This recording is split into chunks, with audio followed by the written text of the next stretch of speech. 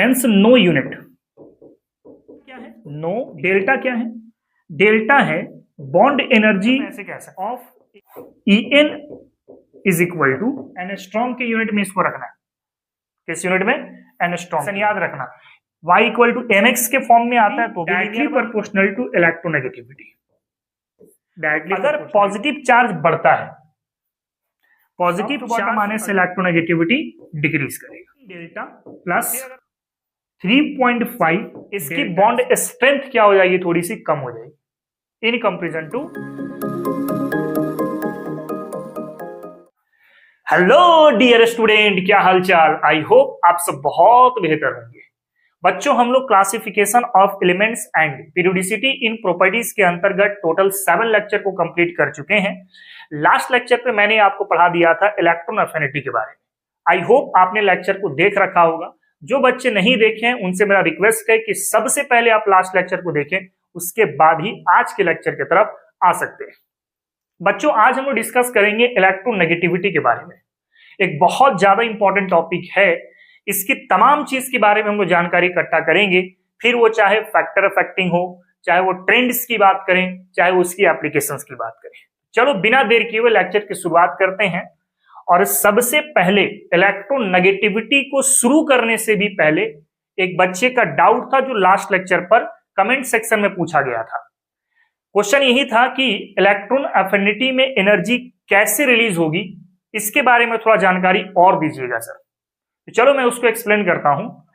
देखो, उस चीज को समझने के लिए लास्ट टॉपिक के भी लास्ट टॉपिक की तरफ जाना पड़ेगा। वहां पर मैंने आपको आयोनाइजेशन एंथैल्पी का टर्म बताया था। आयोनाइजेशन एंथैल्पी क्या होता है, मान लो ये हमारे पास कोई एक आइसोलेटेड गैसियस एटम है और इसके आउटर मोस्ट सेल पे एक इलेक्ट्रॉन है। आपको पता है कि हर सेल के इलेक्ट्रॉन न्यूक्लियस के साथ अट्रैक्शन फोर्स के साथ जुड़ा होता है। कुछ ना कुछ आउटर मोस्ट इलेक्ट्रॉन इस न्यूक्लियस के तरफ अट्रैक्शन फोर्स लगा रहा होगा। आप क्या चाहते हैं कि इस इलेक्ट्रॉन को बाहर निकालें, तो इस इलेक्ट्रॉन को बाहर निकालना है तो आपको कुछ एनर्जी तो देना पड़ेगा।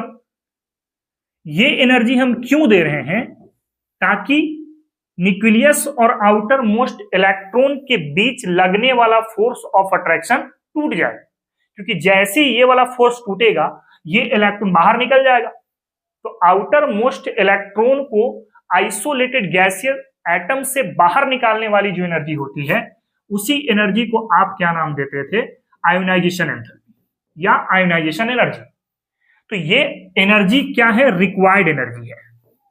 कैसा एनर्जी है, रिक्वायर्ड। रिक्वायर्ड क्यों पड़ा, ताकि अट्रैक्शन फोर्स आपका टूट सके। तो जब इलेक्ट्रॉन को निकालना था तो आपने एनर्जी दिया था। अब जो इलेक्ट्रॉन निकल चुका है उसको जोड़ना चाहते हैं। जो इलेक्ट्रॉन निकल चुका था उस इलेक्ट्रॉन को आप जोड़ना चाहते हैं। क्या करना चाहते हैं, जोड़ना चाहते हैं। भाई इस पे एनर्जी बढ़ चुकी थी, तो जो बढ़ा हुआ एनर्जी होगा इलेक्ट्रॉन को ऐड करने से पहले रिलीज करना पड़ेगा ना। क्या करना पड़ेगा, रिलीज करना पड़ेगा। इसलिए मैंने आपको बताया था कि इलेक्ट्रॉन अफिनिटी एनर्जी रिलीज कराने वाली टर्म है और आयोनाइजेशन एनर्जी आपका रिक्वायर्ड है। समझ रहे हो? तो इलेक्ट्रॉन अफिनिटी में एनर्जी क्यों रिलीज करेगी, इसके बारे में आपको जानकारी मिल चुका होगा। ठीक, अब हम लोग डिस्कस करेंगे इलेक्ट्रोनेगेटिविटी के बारे में। देखो, इलेक्ट्रोनेगेटिविटी एक प्रकार की टेंडेंसी है, क्षमता है। कौन सी क्षमता है, शेयर्ड पेयर्ड इलेक्ट्रॉन खींचने की क्षमता है। शेयर्ड पेयर्ड इलेक्ट्रॉन खींचने की क्षमता है। ध्यान से सुनना एक चीज, इलेक्ट्रोनेगेटिविटी और इलेक्ट्रॉन अफिनिटी काम एक ही जैसा करेगा। इलेक्ट्रॉन अफिनिटी में भी इलेक्ट्रॉन जुड़ते हैं और इलेक्ट्रोनेगेटिविटी में भी इलेक्ट्रॉन जुड़ते हैं, लेकिन दोनों में कुछ डिफरेंस है। इलेक्ट्रॉन अफिनिटी में इलेक्ट्रॉन जुड़ता है इन आइसोलेटेड गैसियस एटम और वहां पे एनर्जी का टर्म होता है, जबकि इलेक्ट्रोनेगेटिविटी में एक प्रकार की टेंडेंसी है, क्षमता है, कोई एनर्जी नहीं है वहां पे। सिंपल एक कोई पहले से बॉन्ड बना हुआ है, शेयर्ड पेयर्ड इलेक्ट्रॉन हुए पड़े हैं और वहां से इलेक्ट्रॉन खींचना है। कैसे, समझना जरा ध्यान से। जैसे सपोज करो कि ए और बी ये दोनों एक दूसरे के साथ बॉन्ड बना के जुड़े हुए हैं। मैं अगर ऐसा कहता हूं कि इलेक्ट्रोनेगेटिविटी बी का ज्यादा है in comparison to electronegativity of A. तो पता है बी की इलेक्ट्रोनेगेटिविटी ज्यादा है, तो बी क्या करेगा, बी क्या करेगा, देखो यहां पे एक इलेक्ट्रॉन है और एक इलेक्ट्रॉन यहां पर है, बी की इलेक्ट्रोनेगेटिविटी ज्यादा है तो ये ए का इलेक्ट्रॉन चुरा करके भाग जाएगा। जिसकी इलेक्ट्रोनेगेटिविटी ज्यादा होगी वो अपने से बगल वाले एलिमेंट के इलेक्ट्रॉन को चुरा करके भाग जाएगा। यानी ए के भी इलेक्ट्रॉन बी लेके चला गया तो बी के पास नेगेटिव चार्ज डेवलप हो जाएगा और ए के पास पॉजिटिव चार्ज डेवलप हो जाएगा। तो ध्यान से सुनना, इलेक्ट्रोनेगेटिविटी एक क्षमता है, टेंडेंसी है इलेक्ट्रॉन खींचने की, लेकिन ध्यान से शेयर्ड पेयर्ड इलेक्ट्रॉन की बात सोचनी है यहां पर। जबकि इलेक्ट्रॉन अफिनिटी जो है वो भी इलेक्ट्रॉन खींचता है लेकिन आइसोलेटेड गैसियस एटम से। ठीक है, तो यहां पे अगर इलेक्ट्रोनेगेटिविटी को डिफाइन करूं तो आप लिख सकते हैं the tendency to accept shared paired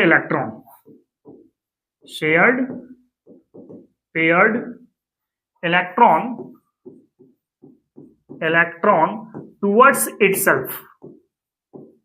towards itself called electronegativity।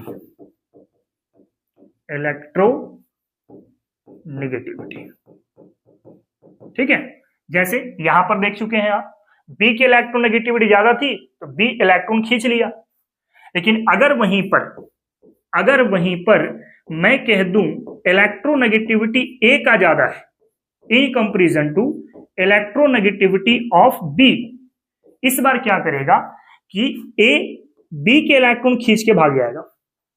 समझ रहे हो? तो आपके पास क्या होगा, बी पर डेवलप हो जाएगा पॉजिटिव चार्ज और ए पर डेवलप हो जाएगा negative charge.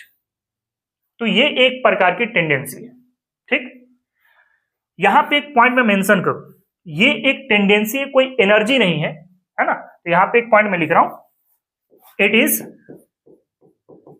Is not a energy, ये एनर्जी नहीं है, जबकि इलेक्ट्रॉन अफिनिटी एक प्रकार का एनर्जी है। ठीक है, और अगर ये एनर्जी नहीं है, एक टेंडेंसी है, क्षमता है, तो इसके पास कोई यूनिट भी नहीं होगा।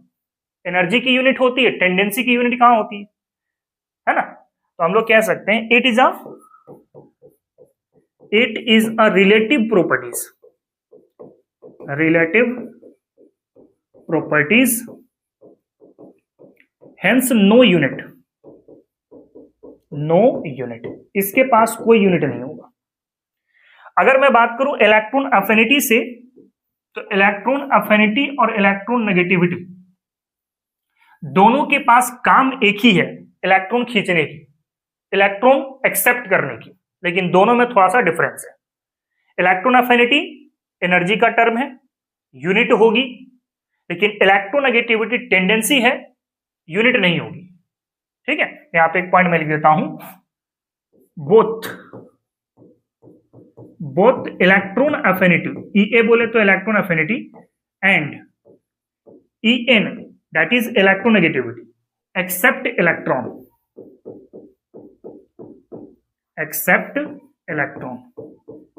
दोनों इलेक्ट्रॉन एक्सेप्ट करेंगे, but electron affinity accept electron in isolated gaseous atom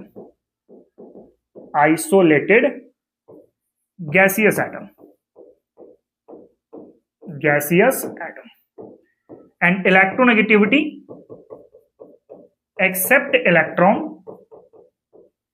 from bonded atoms।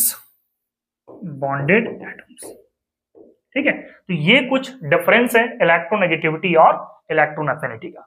फटाफट इसको जरा कॉपी करो, उसके बाद हम लोग इसके बारे में और डिटेल में समझते हैं। ठीक है,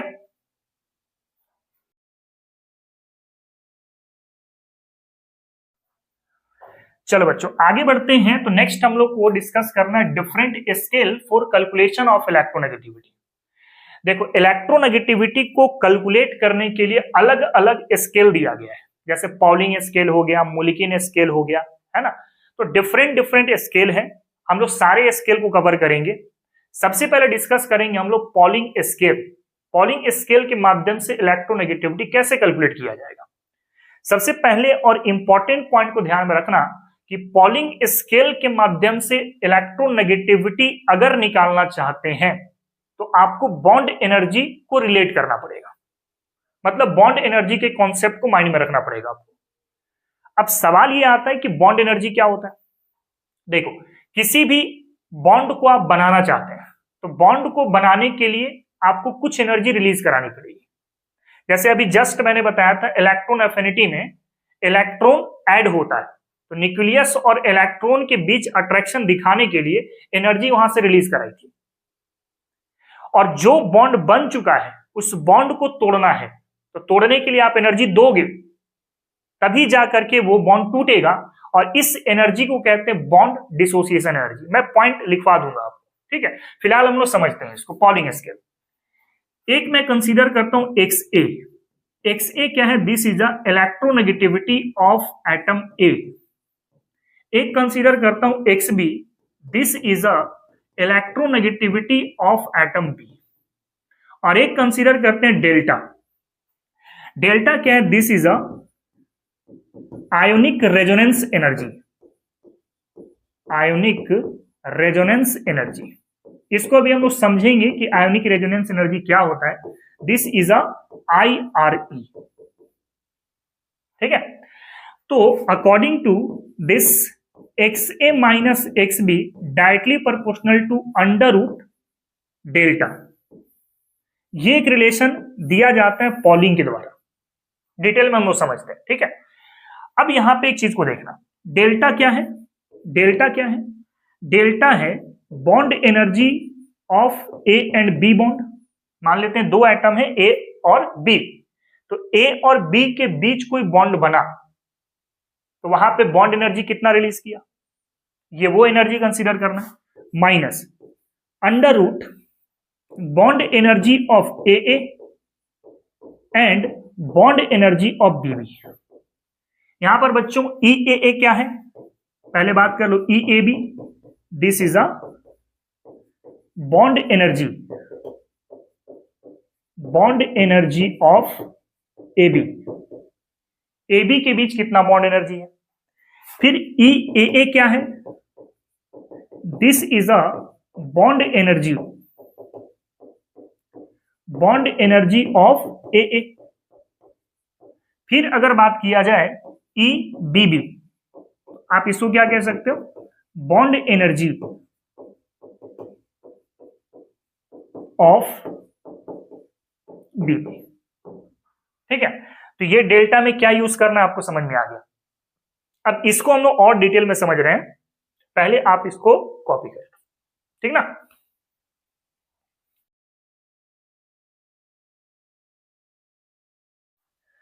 चलो बच्चों आगे बढ़ते हैं। तो सबसे पहले हम लोग समझते हैं आयोनिक रेजोनेंस एनर्जी, IRE। देखो, किसी भी बॉन्ड के पास दो टाइप की बॉन्ड एनर्जी होती है। एक होती है उसकी एक्चुअल बॉन्ड एनर्जी और दूसरी होती है थ्योरेटिकल बॉन्ड एनर्जी।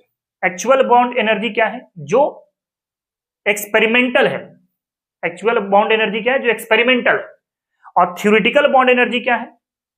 किसी के द्वारा एक फॉर्मूला बनाया गया और उस फॉर्मूले में पुट करके हमने बॉन्ड एनर्जी कैलकुलेट किया। तो दो टाइप के बॉन्ड एनर्जी मैंने बताया, एक्चुअल बॉन्ड एनर्जी जो एक्सपेरिमेंटल डाटा के आधार पर होगा, और थ्योरेटिकल बॉन्ड एनर्जी जो एक फॉर्मूले के आधार पर होगा। अब एक्चुअल बॉन्ड एनर्जी और थ्योरेटिकल बॉन्ड एनर्जी के बीच जो डिफरेंस आएंगे उसी डिफरेंस को हम लोग कहते हैं आयोनिक रेजोनेंस एनर्जी। क्या बोलते हैं? Ionic resonance energy. इसलिए यहां पे पॉइंट लिखा गया है, the difference between actual bond energy, actual bond energy depends on experimental data. तो एक्सपेरिमेंटल डाटा के आधार पर रहेंगे। And theoretical bond energy of bond AB, और थ्योरेटिकल बॉन्ड एनर्जी किसके ऊपर बेस्ड होगा? फॉर्मूले के आधार पर। तो दोनों एनर्जी के बीच जो डिफरेंस होंगे उसी एनर्जी डिफरेंस को क्या बोल रहे हैं हम लोग? आयोनिक रेजोनेंस एनर्जी, जिसको हम लोग डेल्टा के साथ दिखाएंगे। डेल्टा को आप क्या कह सकते हैं? This is a actual bond energy, actual bond energy minus theoretical bond energy, theoretical bond energy, theoretical bond energy. ठीक है। अच्छा, डेल्टा से क्या पता चलेगा? डेल्टा से हमें पता चलेगा पार्शियल आयोनिक कैरेक्टर। जैसे कोई बॉन्ड है, ठीक है, अब वो बॉन्ड आयोनिक है या कोवलेंट है या कोऑर्डिनेट है ना, या मेटालिक है। तो डेल्टा एक्चुअली बताता है कि दो एटम के बीच बनने वाला जो बॉन्ड है ना, उस पे कितना आयोनिक कैरेक्टर है या पार्शियल आयोनिक कैरेक्टर कितना है, ये हमें यहां से पता चलेगा।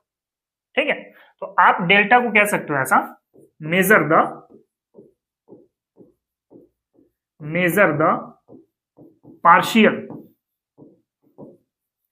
पार्शियल आयोनिक कैरेक्टर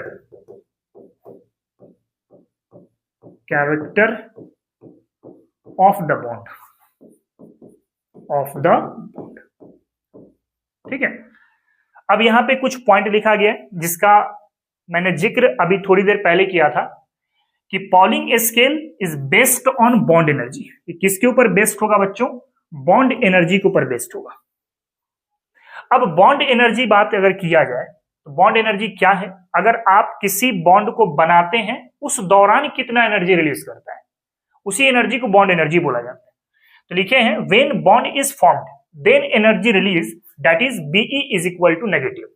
तो बॉन्ड एनर्जी क्या है? जब बनाने के दौरान एनर्जी रिलीज कर रही है, और जो बॉन्ड बन चुका है उसको तोड़ना है, तो तोड़ने के लिए आपने एनर्जी दिया होगा, तो उसके लिए टर्म देते हैं बॉन्ड डिसोसिएशन एनर्जी। डिसोसिएशन का मतलब ही होता है टूटना, डिसोसिएशन का मतलब ही होता है टूटना। इसे लिखा गया यहाँ पे energy required for breaking a bond. किसी भी बॉन्ड को ब्रेक करने के लिए, तोड़ने के लिए टर्म दिया जाता है बॉन्ड डिसोसिएशन एनर्जी का। और आप डायरेक्ट देख सकते हो कि बॉन्ड एनर्जी नेगेटिव था। क्यों? क्योंकि बॉन्ड बनाने के लिए आपने एनर्जी को रिलीज कराया था। तो बॉन्ड तोड़ने के लिए एनर्जी जो दिए हो, इसका मतलब यह है कि बॉन्ड डिसोसिएशन एनर्जी जो होगा BDE, ये आपका कैसा होगा? तो पॉजिटिव होगा। ये कैसा होगा? पॉजिटिव होगा। ठीक, अब जरा समझना, अगर मैं कहता हूं कि इलेक्ट्रोनेगेटिविटी डिफरेंस ज्यादा है, कौन सा डिफरेंस? देखो ये वाला difference, this is electronegativity difference. अगर इलेक्ट्रोनेगेटिविटी डिफरेंस ज्यादा है तो ये डेल्टा का वैल्यू भी ज्यादा होगा, क्योंकि दोनों डायरेक्टली प्रोपोर्शनल का रिलेशन रखा हुआ है। ये ज्यादा होगा तो ये भी ज्यादा होगा, और इसका ज्यादा होने का मतलब है कि सर वहां पर आयोनिक कैरेक्टर क्या होगा? ज्यादा होगा, है ना। तो यहां पे लिखा गया higher the electronegativity difference that is XA minus XB। अगर ये आप बढ़ाते हो तो क्या मिलेगा? Higher will be the partial ionic character, that is delta का वैल्यू भी बढ़ जाएगा, क्योंकि दोनों एक दूसरे से डायरेक्टली प्रोपोर्शनल का रिलेशन रखते हैं। इसके बाद क्या होगा? डेल्टा का वैल्यू बढ़ जाएगा। अब डेल्टा का वैल्यू बढ़ना, तो यहां पे आप दो चीज समझना। डेल्टा क्या है? आयोनिक रेजोनेंस एनर्जी, और ये क्या बताता है? Partial ionic character. ठीक है ना। तो इस तरीके से आप आयोनिक रेजोनेंस एनर्जी को समझेंगे। एक मर्तबा पूरी पॉइंट को फिर से रिकॉल कर देता हूं मैं। आयोनिक रेजोनेंस एनर्जी क्या है? किसी भी बॉन्ड के पास दो टाइप की एनर्जी होगी, बॉन्ड एनर्जी बेसिकली, एक एक्चुअल बॉन्ड एनर्जी और दूसरा theoretical bond energy. Actual bond energy depends on experimental data and theoretical bond energy depends on formula. तो एक्चुअल बॉन्ड एनर्जी और थ्योरेटिकल बॉन्ड एनर्जी के बीच का जो डिफरेंस होगा, उसी डिफरेंस को हम लोग कहेंगे आयोनिक रेजोनेंस एनर्जी। अब आयोनिक रेजोनेंस एनर्जी से क्या पता चलेगा कि किसी भी बॉन्ड के पास पार्शियल आयोनिक कैरेक्टर कैसा है? इसलिए मैं लिख रखा हूं measure the partial ionic character of the bond.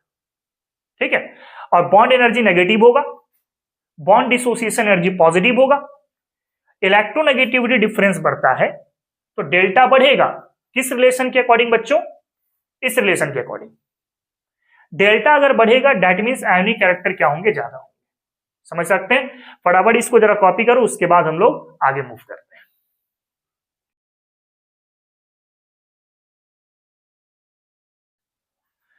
चलो आगे बढ़ते हैं। तो नेक्स्ट आपको कुछ और पॉइंट मैं बताऊं, जैसे X A minus X B is directly proportional to under root delta था ना।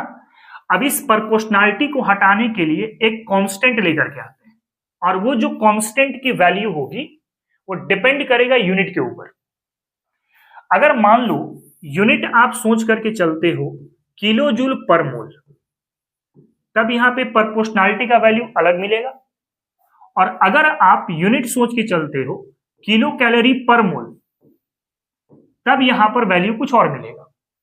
अगर आप किलो जूल पर मोल सोचते हो तो X A minus X B is equal to होगा 0.102 under root delta A B, ठीक है। और अगर किलो कैलोरी वाला लेके चलते हो तो X A minus X B is equal to होगा 0.208 under root delta A B, ठीक है।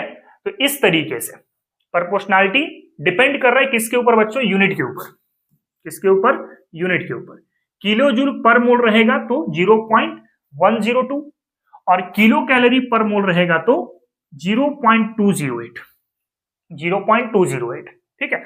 अच्छा, पॉलिंग स्केल के माध्यम से बोला गया है कि इलेक्ट्रोनेगेटिविटी फ्लोरीन का 4 आता है कैलकुलेट करने के बाद। ये सब आपको याद रखना पड़ेगा, इसलिए मैं लिख रखा हूं। Pauling assume the electronegativity of fluorine equal to 4। अगला पॉइंट है actual bond energy theoretical bond energy से हमेशा ज्यादा होता है, हमेशा याद रखना। और क्यों ज्यादा होता है? Actual bond energy is more than theoretical bond energy due to partial ionic character which results in more attraction and hence more actual bond energy.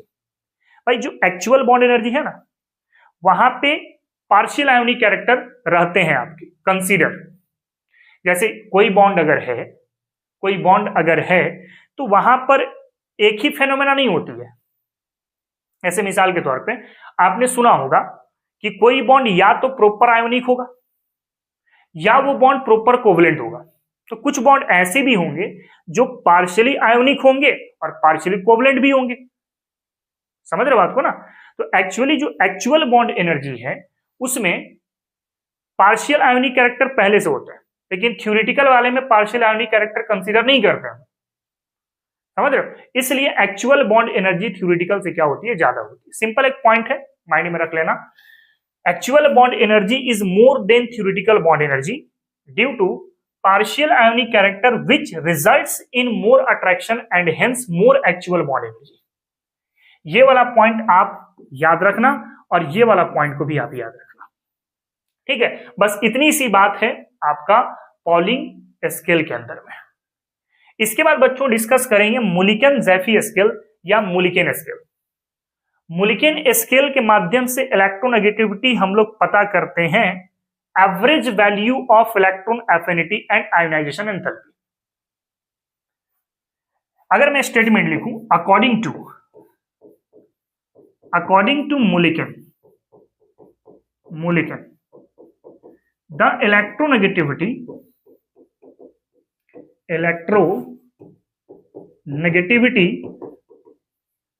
is the average of electron affinity and ionization enthalpy। यानी कि आप ऐसे कह सकते हैं En is equal to ionization enthalpy plus electron affinity by 2। Average ऐसे निकालते हैं, है ना। इसके बारे में और चर्चा करते हैं, पहले आप इसको कॉपी करो, ठीक है ना।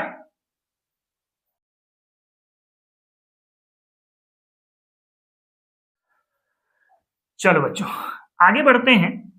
तो मुलिकन-ज़ैफी के अंदर में यूनिट के आधार पे इलेक्ट्रोनेगेटिविटी यहां भी होगा। अगर मैं यूनिट इलेक्ट्रॉन वोल्ट पर एटम सोचूंगा, लेकिन ध्यान से सुनना, इलेक्ट्रोनेगेटिविटी की कोई यूनिट नहीं होती। हाँ, लेकिन इलेक्ट्रॉन अफिनिटी की होगी और आयोनाइजेशन एंथैल्पी की होगी। मतलब ये यूनिट सोचना है आयोनाइजेशन एंथैल्पी और इलेक्ट्रॉन एफिनिटी के लिए। ठीक है, एक यूनिट होगी किलो जूल पर मोल वाला, और फिर एक यूनिट होगी किलो कैलोरी पर मोल वाला। ये सब यूनिट होगी आयोनाइजेशन एनर्जी की और इलेक्ट्रॉन एफिनिटी की, इलेक्ट्रोनेगेटिविटी की नहीं, ध्यान सुनना। ठीक है, तो इलेक्ट्रॉन वोल्ट पर एटम मतलब आयोनाइजेशन एंथैल्पी भी इसी यूनिट पर हो और इलेक्ट्रॉन एफिनिटी भी इसी यूनिट पर हो, तब इलेक्ट्रॉन नेगेटिविटी निकालने का जो फॉर्मूला मिलेगा, ionisation enthalpy plus electron affinity by 5.6।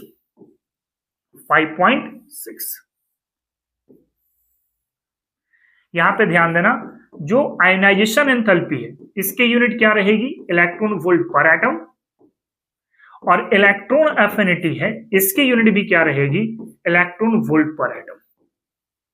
ठीक है, इसके बाद एक आता है किलोजूल पर मोल वाला, किलोजूल पर मोल वाला। तो इसमें इलेक्ट्रोनेगेटिविटी होगा ionisation enthalpy plus electron affinity by 540।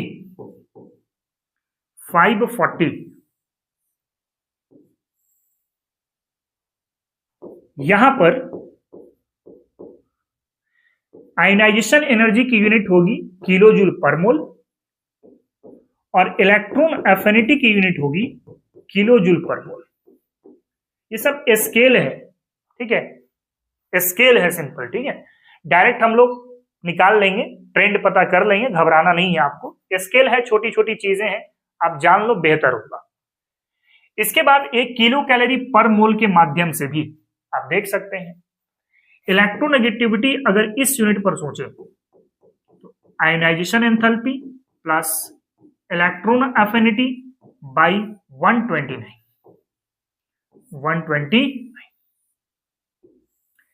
यहां पर आयोनाइजेशन एंथैल्पी की जो यूनिट रखनी है किलो कैलोरी पर मोल और इलेक्ट्रॉन एफिनिटी की जो यूनिट रखनी है वो भी होगी किलो कैलोरी पर मोल। तो बेसिकली ये जो तीन फॉर्मूले मैंने दिए ये डिपेंड कर रहा है कि आयोनाइजेशन एंथैल्पी की क्या यूनिट है और इलेक्ट्रॉन एफिनिटी की क्या यूनिट है। ठीक है, बाकी जो जनरल है वो तो ये वाला है ना, एवरेज वाला। अब मोलिकिन के अंदर में कुछ इंपॉर्टेंट पॉइंट है। अगर मैं यहां पे कंपेयर करूं मोलिकिन और पॉलिंग स्केल से, तो मोलिकिन स्केल जो है पॉलिंग स्केल से लगभग 2.8 टाइम मोर है या ज्यादा है। जैसे आप कह सकते हैं यहां पर, अगर मैं बात करूं इस वाले पॉइंट के लिए, एक्स मोलिकिन, एम कहने का मतलब है मोलिकिन, है ना, इज इक्वल टू पी कहने का मतलब है पॉलिंग। पॉलिंग से कितना ज्यादा है बच्चों, तो 2.8 टाइम ज्यादा है। इसका मतलब ये है कि मोलिकिन स्केल ये बड़ा होगा in comparison to Pauling scale. जो पॉइंट बता रहे हैं मायने में रखना, डायरेक्ट क्वेश्चन पूछता है। मोलिकिन स्केल बड़ा है in comparison to Pauling scale, और कितना बड़ा है, लगभग 2.8 टाइम बड़ा है। मोलिकिन स्केल हर किसी के लिए रिस्पॉन्सिबल नहीं है, ये सिर्फ रिस्पॉन्सिबल है यूनिवैलेंट एलिमेंट के लिए। वो एलिमेंट जिसकी वैलेंसी कितनी होगी, 1 होगी, उसी के लिए काम करेगा और किसी के लिए काम नहीं करेगा। समझ रहे हैं? तो दो स्केल मैंने बता दिया, एक पॉलिंग स्केल, दूसरा मोलिकिन स्केल। समझ रहे हो? इंपॉर्टेंट पॉइंट ध्यान रखना है, मोलिकिन स्केल हमेशा बड़ा होगा किससे, पॉलिंग स्केल से, और कितना बड़ा होगा, 2.8 टाइम बड़ा होगा। आप ये रिलेशन देख सकते हैं। फटाफट इसको जरा कॉपी करो, उसके बाद एक और स्केल है उसकी भी चर्चा हम लोग करते हैं। ठीक है ना।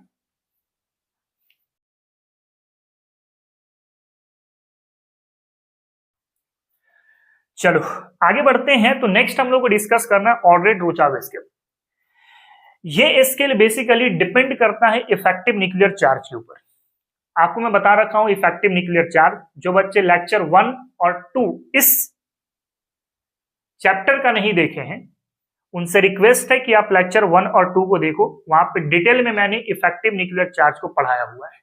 स्लेटर रूल भी समझाया हुआ है कि किस तरीके से आप स्लेटर रूल का इस्तेमाल करके इफेक्टिव न्यूक्लियर चार्ज कैलकुलेट कर सकते हैं।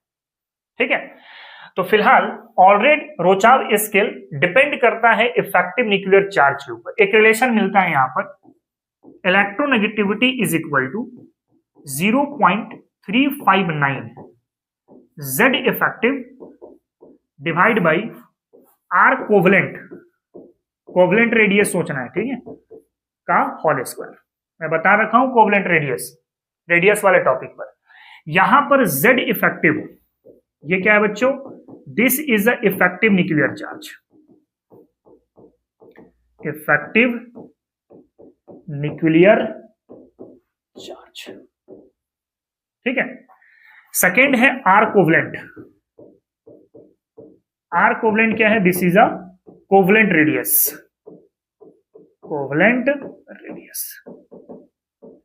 यूनिट याद रखना यहां पे, एंगस्ट्रॉम के यूनिट में इसको रखना है। किस यूनिट में, एंगस्ट्रॉम के यूनिट में। इसके बाद है, इस स्केल में हम लोग बेसिकली अट्रैक्शन फोर्स का जिक्र करते हैं। अट्रैक्शन फोर्स में किसका, न्यूक्लियस और लास्ट इलेक्ट्रॉन की। न्यूक्लियस और लास्ट इलेक्ट्रॉन की अट्रैक्शन फोर्स यहां पे काम आती है। अगर फोर्स के आधार पे अगर देखोगे यहां पर तो मिलता है Z effective, Z effective E का स्क्वायर बाई R कोवलेंट का स्क्वायर, R कोवलेंट का स्क्वायर। यहां पर भी Z इफेक्टिव, ये क्या है बच्चों, इफेक्टिव न्यूक्लियर चार्ज,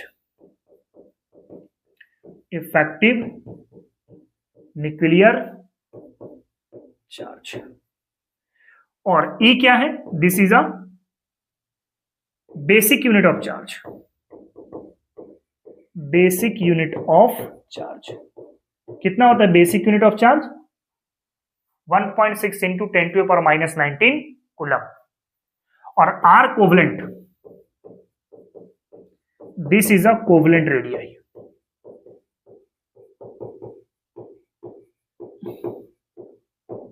ठीक है, तो यही दो पॉइंट इंपॉर्टेंट है ऑलरेड रोचाव स्केल में। सबसे पहले किसके ऊपर बेस्ड होगा, इफेक्टिव न्यूक्लियर चार्ज के ऊपर। और इस स्केल में इलेक्ट्रोनेगेटिविटी डिफाइन करने के लिए अट्रैक्शन फोर्स कंसीडर करेंगे, किसके किसके बीच का, न्यूक्लियस एंड वैलेंस इलेक्ट्रॉन। यानी कि वैलेंस इलेक्ट्रॉन यहां पे कंसीडर हो रहा है ना, तो इफेक्टिव न्यूक्लियर चार्ज भी आपको कैलकुलेट करना है लास्ट इलेक्ट्रॉन को लेते हुए।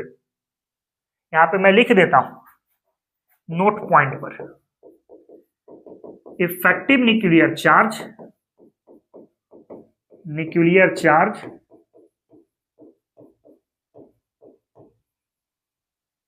Including last electron, last electron consider करना है। और इफेक्टिव न्यूक्लियर चार्ज को डिटेल में जानने के लिए आप लेक्चर नंबर, मतलब ये पीरियोडिसिटी का लेक्चर 1 या लेक्चर 2 को देख सकते हो, ठीक ना। इस चैप्टर में पीरियोडिसिटी जब मैंने स्टार्ट किया हुआ है, आई थिंक तीसरा या चौथा चैप्टर होगा पीरियोडिसिटी, वहां पे मैंने इसका जिक्र किया, डिटेल में पढ़ा दिया वहां पे, तो आप उसको देख सकते हो। इफेक्टिव न्यूक्लियर चार्ज कैलकुलेट करके इस फॉर्मूले पर लगा करके डायरेक्ट इलेक्ट्रोनेगेटिविटी निकाल सकते हैं। ठीक है, फिलहाल इसको कॉपी करो।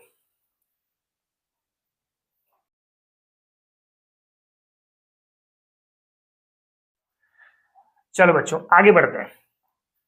अब सुनो एक चीज, अब बहुत सारे बच्चे डर रहे होंगे कि सर ये सब स्केल क्या है, हम लोग कभी देखे नहीं है।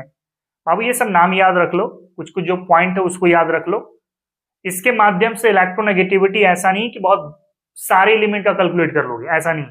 एक आधी दो एलिमेंट का इन स्केल से कैलकुलेट कर सकते हैं, समझ रहे बात को ना। पॉलिंग स्केल फ्लोरीन का निकाल सकते हैं 4, मोलिकिन उसी तरीके से है, यूनिवैलेंट एलिमेंट के लिए रिस्पॉन्सिबल होगा। तो इतना घबराने की कोई आवश्यकता नहीं है। हम लोग डायरेक्ट फैक्टर को देखेंगे और डायरेक्ट इलेक्ट्रोनेगेटिविटी को चेक करेंगे कि किसकी इलेक्ट्रोनेगेटिविटी ज्यादा है और किसकी इलेक्ट्रोनेगेटिविटी कम है, इसलिए आपको घबराना नहीं है। फिलहाल कुछ और पॉइंट है, आप देख लो। Relation between different scale. सबसे पहले अगर कंपेयर करते हैं पॉलिंग स्केल और ऑलरेड रोचाव स्केल पर, तो ऑलरेड रोचाव में 0.744 ऐड कर दोगे तो पॉलिंग के बराबर पहुंच जाएगा। इसका मतलब ये है कि पॉलिंग वाला ये बड़ा होगा in comparison to Allred Rochow scale होगा। और यहां तो हम लोग देख ही चुके हैं, मोलिकिन में अगर 2.8 डिवाइड कर रहे हैं तो पॉलिंग के बराबर पहुंच रहे हैं। इसका मतलब मोलिकिन वाला बड़ा स्केल है इन कंपेरिजन टू पॉलिंग। अब इन सबको रिलेट करें तो सबसे ज्यादा बड़ा वाला स्केल है मोलिकिन वाला, उसके बाद है पॉलिंग वाला, और उसके बाद है ऑलरेड रिचाउ वाला। ये रिलेशन को याद रखना है, समझ रहे हो?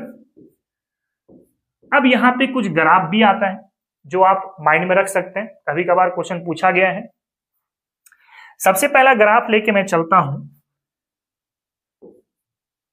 इलेक्ट्रोनेगेटिविटी ऑलरेडी रोचाओ वाला 0.359 Z effective by R square. ठीक है, अगर मान लो इसको ऐसा लिख दूं मैं, AR is equal to 0.359 into Z effective by R square. अगर मैं इसको कह लूं Y, इसको कह लूं M और इसको कह लूं X, तो इक्वेशन क्या मिल गया? Y is equal to M into x. Y equal to M into x कैसा ग्राफ दे करके आता है? लीनियर। यानी इसमें अगर ग्राफ चेक करोगे तो ऐसा मिलेगा। इधर मैं Y की तरफ रख दूं इलेक्ट्रोनेगेटिविटी ऑफ AR और X के तरफ रख दूं Z effective by R covalent का स्क्वायर, तो कर्व कैसा मिलेगा? लीनियर मिलेगा ऐसा। यानी कि जो स्लोप है, यहां पे जो स्लोप है वो किसके बराबर मिलेंगे? स्लोप किसके बराबर मिलेंगे? तो 0.359 के बराबर मिलेंगे। ठीक है, एक तो ये ग्राफ आता है। दूसरा ग्राफ जो यहां पे मिलेगा आपको, वो मिलेगा पॉलिंग और ऑलरेडी रोचाउ से प्लस 0.744। ठीक है, और XAR के जगह पर ये वाला फॉर्मूला रख सकते हैं, तो XP is equal to 0.359 into Z effective by R square plus 0.744 होगा। अगर मैं इसको Y कह लेता हूं, इसको मैं M कह लेता हूं, इसको मैं X कह लेता हूं और इसको मैं C कह लेता हूं, तो ग्राफ क्या मिल जाएगा? Y is equal to MX plus C मिल रहा है, MX प्लस C। और ये भी ग्राफ देता है लीनियर, ये भी क्या देता है? लीनियर। इक्वेशन याद रखना, y इक्वल टू mx के फॉर्म में आता है तो भी लीनियर बनेगा, और y equal to mx plus c के फॉर्म में आता है तो भी लीनियर बनेगा। ठीक है, इसमें इंटरसेप्ट बनेंगे। इंटरसेप्ट क्या होंगे? That is 0.744। क्या होंगे देखना जरा ध्यान से। अगर मैं इस ग्राफ को यहां पे दिखाऊं इसी जगह पर, तो सबसे पहले y की तरफ हमने रखा है पॉलिंग इलेक्ट्रोनेगेटिविटी और x के तरफ रखा है Z effective by R square. Intercept कहने का क्या मतलब है? जैसे ये 0 पॉइंट है ना, तो कहां कितना फेज आगे से या कितना फेज पीछे से आपका लीनियर कर्व डेवलप होगा। जैसे ये प्लस लिखा हुआ है तो मतलब इस 0 से प्लस के डायरेक्शन में जाओ और यहां से एक लीनियर छोड़ दो ऐसे।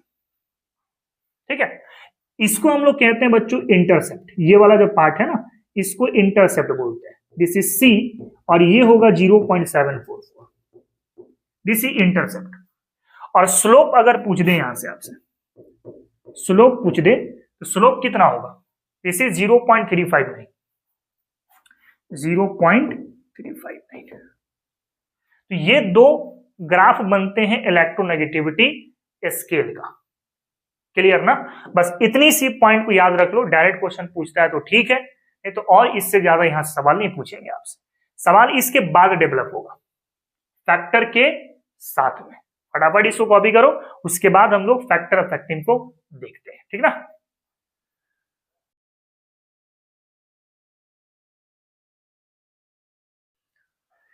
चलो नेक्स्ट है फैक्टर अफेक्टिंग इलेक्ट्रोनेगेटिविटी। कौन कौन से फैक्टर हैं जो इलेक्ट्रोनेगेटिविटी को अफेक्ट करेगा? सबसे पहला फैक्टर है एटॉमिक नंबर। आपको पता है एटॉमिक नंबर को Z के साथ दिखाते हैं। एटॉमिक नंबर को चेंज करोगे तो इलेक्ट्रोनेगेटिविटी भी चेंज होगा। कैसे? Atomic number this will be directly proportional to electronegativity. En कहने का मतलब है बच्चों इलेक्ट्रोनेगेटिविटी। इसका मतलब ये है कि अगर आप एटॉमिक नंबर बढ़ाते हो तो इलेक्ट्रोनेगेटिविटी भी क्या हो जाएगा? बढ़ जाएगा। अगर आप इलेक्ट्रोनेगेटिविटी को कम करते हो तो आपको Z भी कम करना पड़ेगा। Z बढ़ाने से इलेक्ट्रोनेगेटिविटी बढ़ेगी, यानी एटॉमिक नंबर बढ़ेगा तो इलेक्ट्रोनेगेटिविटी बढ़ेगा। इलेक्ट्रोनेगेटिविटी कम होगा कब? जब आप एटॉमिक नंबर को कम करेंगे। ठीक है। नेक्स्ट है effective nuclear charge. Effective nuclear charge को हम लोग Z इफेक्टिव के साथ दिखाते हैं, और जो Z इफेक्टिव होता है this will be directly proportional to electronegativity. Directly proportional to electronegativity. ठीक है। मतलब अगर आप Z इफेक्टिव को बढ़ाते हैं तो इलेक्ट्रोनेगेटिविटी भी बढ़ेगा, और अगर आप Z इफेक्टिव को कम करते हैं तो इलेक्ट्रोनेगेटिविटी भी क्या हो जाएगा? कम हो जाएगा। ये दो फैक्टर। ठीक है। तीसरा है शील्डिंग इफेक्ट। शील्डिंग इफेक्ट को हम लोग सिग्मा के साथ दिखाते हैं। सिग्मा होगा inversely proportional to electronegativity. Inversely proportional to electronegativity, यानी कि अगर आप सिग्मा बढ़ाओगे तो इलेक्ट्रोनेगेटिविटी कम हो जाएंगे, सिग्मा को कम करोगे तो इलेक्ट्रोनेगेटिविटी क्या हो जाएंगे? ज्यादा। फिर आएगा आपके पास number of shell.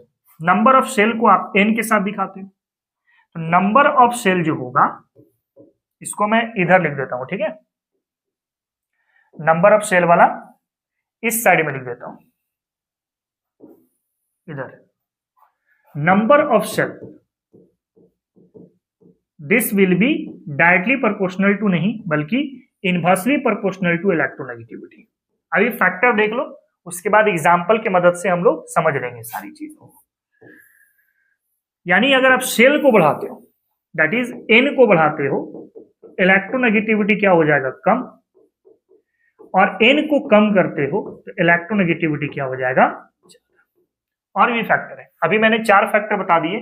Atomic number बढ़ेगा तो इलेक्ट्रोनेगेटिविटी बढ़ेगा, इफेक्टिव न्यूक्लियर चार्ज बढ़ेगा तो भी इलेक्ट्रोनेगेटिविटी बढ़ेगा, शील्डिंग इफेक्ट बढ़ेगा तो इलेक्ट्रोनेगेटिविटी कम हो जाएंगे, इसके बाद फिर नंबर ऑफ शेल बढ़ेगा तो भी इलेक्ट्रोनेगेटिविटी कम हो जाएगी। और भी फैक्टर है, उसको भी देखते हैं। पहले आप इसको कॉपी कर लो।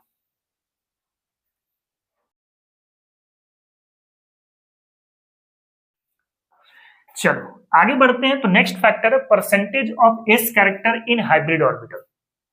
जब हाइब्रिडाइजेशन पढ़ाएंगे ना केमिकल बॉन्डिंग में, तो वहां पर भी इसकी चर्चा करेंगे।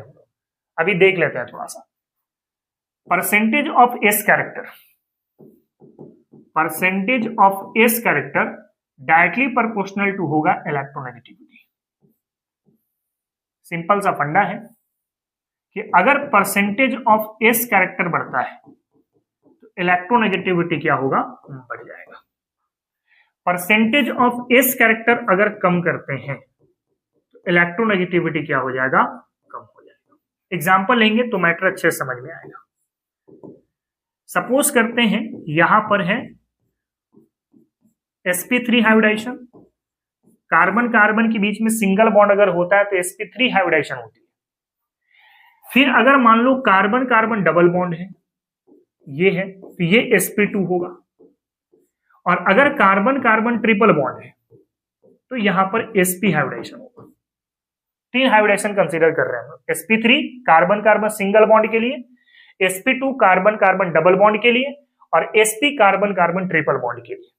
कोवलेंट बॉन्डिंग में जब हाइब्रिडाइजेशन पढ़ेंगे तो डिटेल में हम लोग जानेंगे इसके बारे में। ठीक है, कैसे हाइब्रिडाइजेशन निकाला जाता है, ये सारी चीजों को। फिलहाल आप देखो कैसे इलेक्ट्रोनेगेटिविटी चेक करोगे। अब परसेंटेज ऑफ एस कैसे पता करेंगे? पता इसमें एस कितना है? 1, और टोटल ऑर्बिटल कितने हो गए? 3p का और एक s का, टोटल 4 हो गए। तो 1/4 इंटू 100 सॉल्व अगर करेंगे 25% आ जाएगा। ठीक है, यहां पे परसेंटेज ऑफ एस देख लो, एस कितना है, एक टोटल ऑर्बिटल्स कितने हैं, 2 p का ऑर्बिटल है, एक s का ऑर्बिटल है, टोटल 3 ऑर्बिटल हो गए इंटू 100 दैट इज 33.3% आएगा। इसके बाद यहां पे बात करें, s कितना है 1, टोटल कितने ऑर्बिटल्स हो गए, एक s है एक p है, टोटल 2 ऑर्बिटल्स हो गए, 2 इंटू हो गया 100, सॉल्व करेंगे क्या मिल जाएगा 50%। तो आप देख सकते हो कि परसेंटेज ऑफ s का जो ऑर्डर है वो क्या होगा, sp3 से ज्यादा मिला आपका sp2 पर और इससे भी ज्यादा मिला sp पर, परसेंटेज ऑफ s। यानी परसेंटेज ऑफ s बढ़ने से इलेक्ट्रोनेगेटिविटी क्या होता है, बढ़ जाता है। यानी sp3 का इलेक्ट्रोनेगेटिविटी sp2 से कम होगा और sp2 sp से कम होगा। इसका मतलब इलेक्ट्रोनेगेटिविटी का ट्रेंड इस वाले में ज्यादा है, उसके बाद यहां पर, उसके बाद यहां पर। मतलब ऐसे कर सकते हैं, कार्बन कार्बन ट्रिपल बॉन्ड की इलेक्ट्रोनेगेटिविटी ज्यादा होगी। इस पे काम करो, पहले सिंगल बॉन्ड वाले को दिखा दो, इससे ज्यादा डबल बॉन्ड की और इससे ज्यादा ट्रिपल बॉन्ड की कर सकते हो। तो इस तरीके से परसेंट ऑफ एस कैरेक्टर के माध्यम से इलेक्ट्रोनेगेटिविटी को चेक करते हैं। एक और है आपके पास factor positive charge. Positive charge के लिए अगर मैं एग्जांपल बताऊं, सपोज करो एक है हमारे पास Fe+2 और एक है हमारे पास Fe+3, इन दोनों की बात करते हैं। तो अगर पॉजिटिव चार्ज बढ़ता है, पॉजिटिव चार्ज अगर बढ़ता है, चार्ज अगर बढ़ता है तो क्या क्या होंगे, आपको पता है कि यहां पे पॉजिटिव चार्ज ज्यादा है तो इलेक्ट्रॉन को ज्यादा खींचेगा अपने तरफ, है ना, मतलब अट्रैक्शन फोर्स बढ़ेगी। तो पॉजिटिव चार्ज बढ़ने से अट्रैक्शन फोर्स क्या हो जाएगा, बढ़ जाएगा।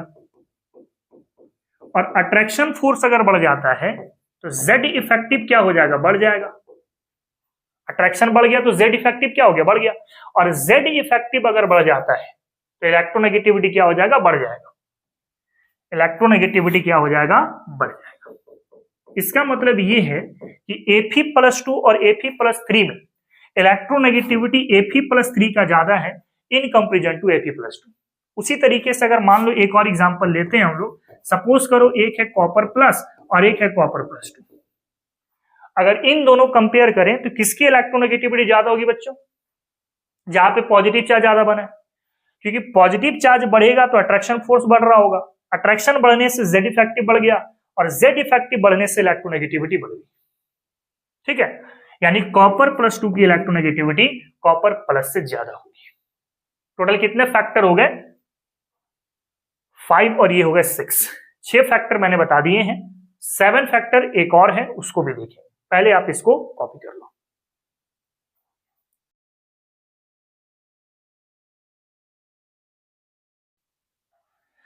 चलो आगे बढ़ते हैं। तो एक और फैक्टर है, electronegativity also depends on surrounding atom.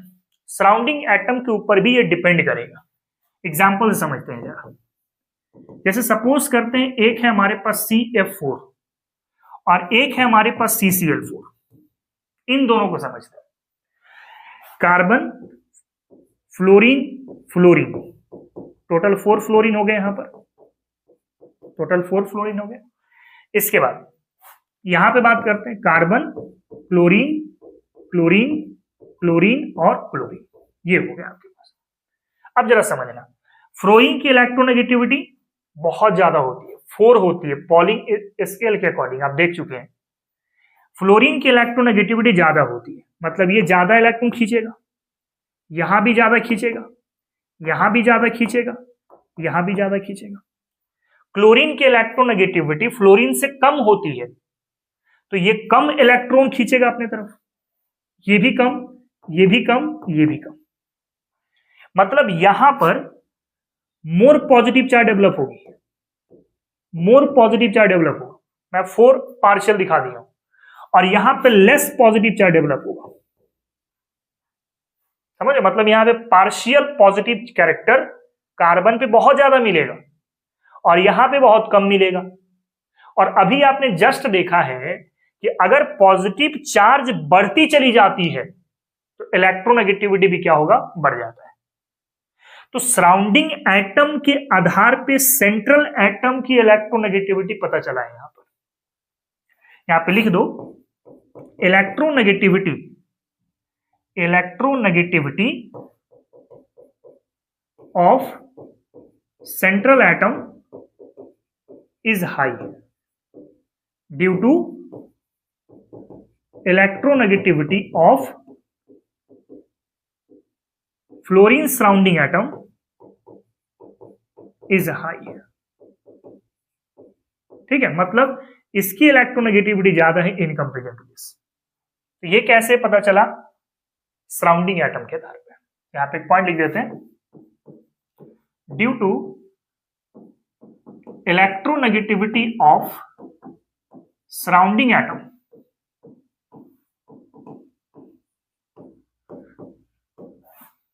we check the electronegativity of central atom. If electronegativity of central atom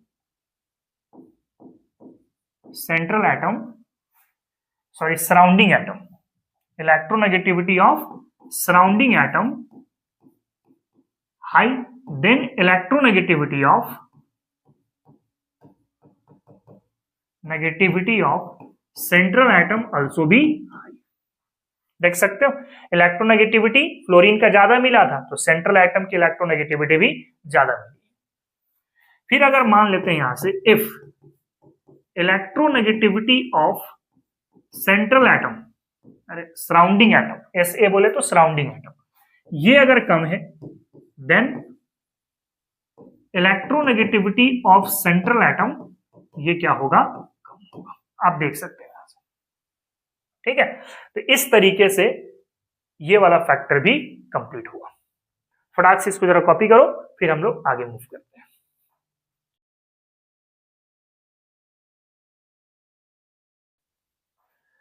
चलो बच्चों आगे बढ़ते हैं। तो नेक्स्ट है trends in electronegativity. Trends left to right जाने पर इलेक्ट्रोनेगेटिविटी कैसे वैरी करेगी, टॉप टू बॉटम जाने पर इलेक्ट्रोनेगेटिविटी कैसे वैरी करेगी। सबसे पहले डिस्कस करते हैं अलोंग द पीरियड। अगर आप लेफ्ट टू राइट जाते हैं तो इफेक्टिव न्यूक्लियर चार्ज बढ़ता है, बता रखा हूं पहले में, और इफेक्टिव न्यूक्लियर चार्ज बढ़ने से इलेक्ट्रोनेगेटिविटी बढ़ जाती है। तो यहां पे एक पॉइंट में लिख रहा हूं, due to increasing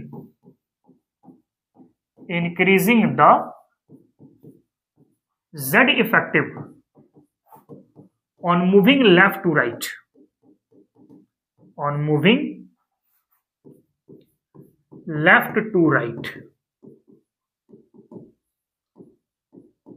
electronegativity also be increases।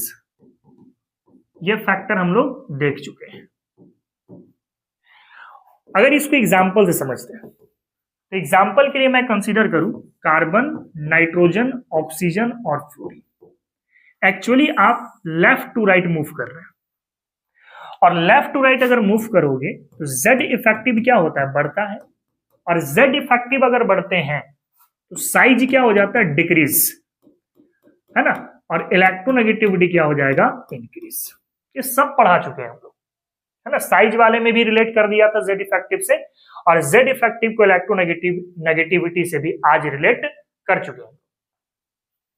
अगर मैं साइज के आधार पे देखूं, साइज का ट्रेंड, तो कार्बन से छोटा साइज नाइट्रोजन का है, उसके बाद ऑक्सीजन का है, उसके बाद फ्लोरीन का है। Left to right size decrease करता है। Z इफेक्टिव का ट्रेंड देखते हैं, तो Z इफेक्टिव की बात करें तो कार्बन का हो जाएगा कम, उसके बाद नाइट्रोजन, उसके बाद ऑक्सीजन और उसके बाद फ्लोरीन। और अगर इलेक्ट्रोनेगेटिविटी देखते हो तो कार्बन से ज्यादा इलेक्ट्रोनेगेटिविटी नाइट्रोजन के पास होगा, इसके बाद ऑक्सीजन और उसके बाद फ्लोरीन। ठीक है, यानी कि अगर मैं कुछ पॉइंट बताऊं पूरे के पूरे पीरियोडिक टेबल पर, पूरे के पूरे पीरियोडिक टेबल पे सबसे ज्यादा इलेक्ट्रोनेगेटिविटी फ्लोरीन के पास होती है, उसके बाद ऑक्सीजन के पास होती है, और उसके बाद नाइट्रोजन के पास होती है। नाइट्रोजन और क्लोरीन की लगभग लगभग सिमिलर होती है, ठीक है ना। तो अगर मैं बोलूं फर्स्ट हाईएस्ट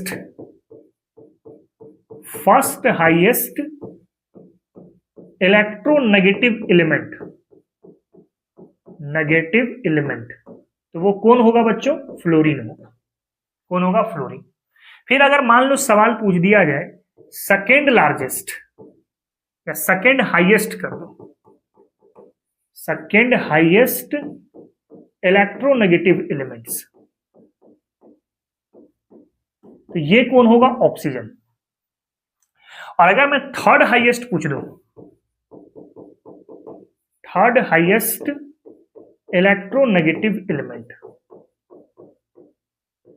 तो ये नाइट्रोजन भी हो सकता है और क्लोरीन भी हो सकता है। दोनों के पावर जो होते हैं लगभग लगभग सिमिलर होते हैं, ठीक है ना। और इलेक्ट्रोनेगेटिव का ट्रेंड ऐसे भी माइंड में रखना, fluorine, oxygen, nitrogen, phone phone phone किससे? फोन से, phone, FON, phone.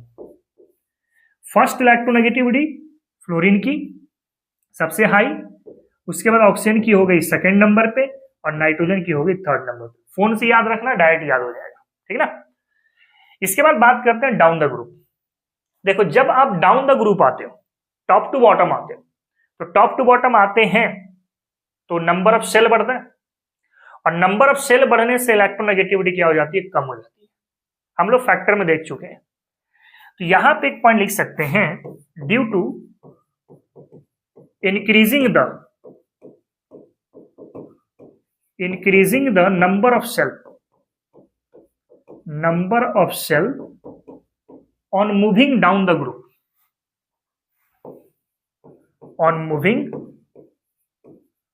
the group, electronegativity decreases, top to bottom electronegativity decrease करता है। कुछ एग्जांपल ले लेते हैं। जैसे एक एग्जांपल हम लोग ले लेते हैं अल्कली मेटल वाला, lithium, sodium, potassium, rubidium, caesium. Top to bottom आ रहे हैं, lithium, sodium, potassium, rubidium, caesium top to bottom आते हैं। तो टॉप टू बॉटम आने से इलेक्ट्रोनेगेटिविटी डिक्रीज करेगा। फिर अगर बात कर लेते हैं हम लोग हैलोजन फैमिली की, फ्लोरीन, क्लोरीन, ब्रोमीन, आयोडीन और स्टैटिन। आप टॉप टू बॉटम आ रहे हैं, तो टॉप टू बॉटम आएंगे तो इलेक्ट्रोनेगेटिविटी डिक्रीज करेगा। अच्छा ध्यान देना, ये जो ट्रेंड है दिस इज इलेक्ट्रोनेगेटिविटी ट्रेंड, लेकिन यहीं पे अगर इलेक्ट्रॉन एफिनिटी ट्रेंड कोई पूछ दिया, इलेक्ट्रॉन एफिनिटी ट्रेंड, तो क्लोरीन की इलेक्ट्रॉन एफिनिटी फ्लोरीन से क्या होती है? ज्यादा। लास्ट लेक्चर में बता रखा हूं कि थर्ड पीरियड की एलिमेंट की इलेक्ट्रॉन एफिनिटी ज्यादा होती है in comparison to second element, second period element. क्यों? क्योंकि सेकंड पीरियड एलिमेंट की साइज एक्सट्रीमली स्मॉल होते हैं, जिस वजह से इंटर इलेक्ट्रॉनिक रिपल्शन शुरू हो जाती है विथ अपकमिंग इलेक्ट्रॉन। तो अगर इलेक्ट्रॉन एफिनिटी का ट्रेंड देखेंगे तो क्लोरीन का ज्यादा, उसके बाद फ्लोरीन, उसके बाद ब्रोमीन, उसके बाद आयोडीन, और उसके बाद होगा स्टैटिन। और इलेक्ट्रोनेगेटिविटी का trend fluorine, chlorine, bromine, iodine, statin. ध्यान दे लेना, ये दोनों इंपॉर्टेंट है, इलेक्ट्रोनेगेटिविटी वाला भी और इलेक्ट्रॉन एफिनिटी वाला भी, ठीक है। अच्छा यहां पे एक एक्सेप्शन की भी बात आएगी, एक्सेप्शन वो आएगा बोरोन फैमिली में। कहां पर बच्चों? Boron family. बोरोन फैमिली में एक्सेप्शन थोड़ा सा आएगा। कैसे? अगर आप बोरोन फैमिली की बात करते हैं, बोरोन, एल्युमिनियम, गैलियम, इंडियम और टेलरियम, तो इलेक्ट्रोनेगेटिविटी का अगर आप ट्रेंड देखते हो तो अकॉर्डिंग टू दिस फंडा टॉप टू बॉटम डिक्रीज करता है इलेक्ट्रोनेगेटिविटी, मतलब बोरोन का ज्यादा, उसके बाद एल्युमिनियम, उसके बाद गैलियम, उसके बाद इंडियम और उसके बाद टेलेरियम होना चाहिए था, लेकिन ऐसा होता नहीं है। देखो इलेक्ट्रोनेगेटिविटी के ट्रेंड में बोरोन का सबसे ज्यादा हो जाता है, फिर इधर से उल्टा करके लिख देना है। कैसे?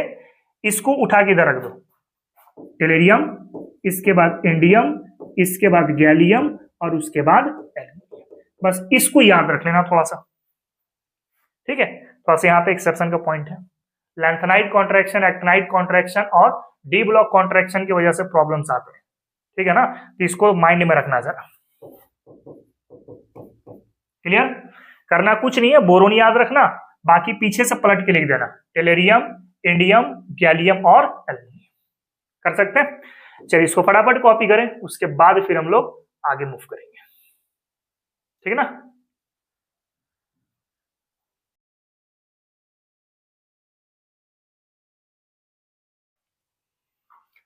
चलो बच्चों आगे बढ़ते हैं। तो नेक्स्ट है हमारे पास एप्लीकेशन ऑफ इलेक्ट्रोनेगेटिविटी। आज हम लोग कुछ ही एप्लीकेशन को कवर करेंगे, इसके बाद वाले लेक्चर में कुछ और एप्लीकेशन इलेक्ट्रोनेगेटिविटी का बताऊंगा, और भी इंपॉर्टेंट एनर्जी का टर्म देखेंगे हम लोग अगले वाले लेक्चर में, ठीक है। फिलहाल कौन कौन सा एप्लीकेशन पढ़ना है? पहले पोलैरिटी। पोलैरिटी बेसिकली कहा जा रहा है कि बॉन्ड के बीच में कितना पोलैरिटी डेवलप हुई है, या कितना आयोनिक फॉर्म होने वाली है, या कितना पार्शियल आयोनिक कैरेक्टर डेवलप होने वाली है, ठीक है। पोलैरिटी बेसिकली आप कह सकते हैं इलेक्ट्रोनेगेटिविटी डिफरेंस, इलेक्ट्रोनेगेटिविटी डिफरेंस ये अगर बढ़ता है तो पोलैरिटी भी क्या होगी? बढ़ेगी। और पोलैरिटी बढ़ने का मतलब है आयोनिक कैरेक्टर बढ़ेगा, कैरेक्टर बढ़ेगा। और आयोनिक कैरेक्टर अगर बढ़ गया तो कोवलेंट कैरेक्टर कम होंगे, कोवलेंट कैरेक्टर कम होगा। ये सब रिलेट किया हुआ है भाई, आयोनिक किसी बॉन्ड में ज्यादा है तो कोवलेंट क्या होगा? कम होगा, ठीक है। और पोलैरिटी कैसे चेक करेंगे? इलेक्ट्रोनेगेटिविटी डिफरेंस के आधार। एग्जांपल देखिए, जैसे एक एग्जांपल में लेता हूं HF, HCl, HBr और HI, इन सब पे देखते हैं, ठीक है। अब इनमें इलेक्ट्रोनेगेटिविटी का डिफरेंस देखो आप, डिफरेंस कैसे निकालोगे? डायरेक्ट जो इनमें कॉमन है उसको मत सोचो, जो अनकॉमन है उसको देखो। अनकॉमन कौन है? Fluorine, chlorine, bromine, iodine. Fluorine की इलेक्ट्रोनेगेटिविटी ज्यादा होती है तो इलेक्ट्रोनेगेटिविटी डिफरेंस भी क्या मिलेगी? ज्यादा मिलेगी। आयोडीन की इलेक्ट्रोनेगेटिविटी कम होती है तो इलेक्ट्रोनेगेटिविटी कम है तो इसके डिफरेंस भी क्या होगी? कम होगी। मतलब इलेक्ट्रोनेगेटिविटी डिफरेंस HF में सबसे ज्यादा होगा, उसके बाद HCl में, उसके बाद HBr में और उसके बाद HI में, ठीक है। इसके बाद बात किया जाए पोलैरिटी की, तो पोलैरिटी डिपेंड करता है इलेक्ट्रोनेगेटिविटी के डिफरेंस पर डिफरेंस ज्यादा तो पोलैरिटी भी क्या होगी? ज्यादा होगी। तो पोलैरिटी देखा जाए HF ये ज्यादा पोलर है, उसके बाद HCl, उसके बाद HBr और उसके बाद HI। मतलब मोस्टली ये आयोनिक कैरेक्टर रखेगा और ये मोस्टली कोवलेंट कैरेक्टर रखेगा, ठीक है। यानी अगर आयोनिक कैरेक्टर देखोगे, कारा एक्टर कैरेक्टर देखोगे तो HF आयोनिक है, HCl भी आयोनिक है, HBr भी आयोनिक है, लेकिन HI में आयोनिक कैरेक्टर क्या है? कम है। आयोनिक ज्यादा कौन है? HF, और सबसे कम कौन है? HI। इसके बाद बात करें कोवलेंट कैरेक्टर, कोवलेंट कारा एक्टर। HF कोवलेंट नहीं है, ये आयोनिक है ना। उसके बाद क्या है? HCl, उसके बाद क्या होगा? HBr और उसके बाद क्या होगा? HI। कर सकते हैं। अब यहां पे एक चीज है, आयोनिक कैरेक्टर की परसेंटेज को जानने के लिए एक हेनरी स्मिथ फॉर्मूला दिया जाता है। कौन सा फॉर्मूला? Henry Smith formula. किसको कैलकुलेट करने के लिए? Percentage of ionic character. अब ये फॉर्मूला क्या है? Percentage of ionic character, IC बोले तो आयोनिक कैरेक्टर है ना, यहां मैं लिख देता हूं, आईसी बोले तो आयोनिक कैरेक्टर, और सीसी बोले तो कोवलेंट कैरेक्टर। इसको और डिटेल में पढ़ेंगे जब केमिकल बॉन्डिंग में पढ़ाऊंगा, ठीक है।